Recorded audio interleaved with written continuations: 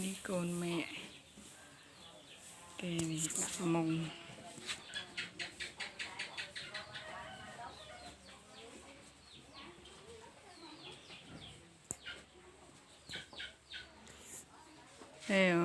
យើងដល់ភ្លើងនេះណាភ្លើងក្រហមនេះដើម្បីកុំឲ្យវាមូសខ្លាំងពេក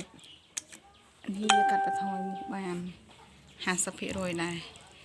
មូសចូលនៅក្នុងហ្នឹងក៏វាអត់សូវខំដែរគឺថាភ្លើងនេះវាដេញមូសបានខ្លះណាអានេះក៏អស់ភ្លើងច្រើនដែរមួយខែប៉ុន្តែយើងដាក់ទៅអាណិតវាមេនេះក៏ចិត្តកើតដែរនេះ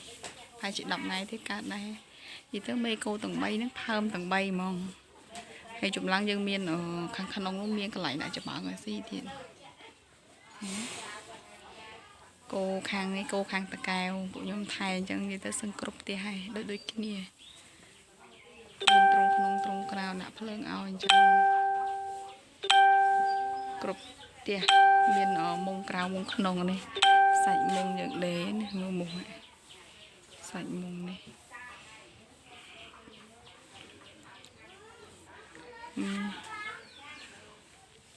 ពីថ្ងៃទៀតបានតែមើលឲ្យកូនគោនេះឲ្យវារឹងដៃរឹងជើងតិច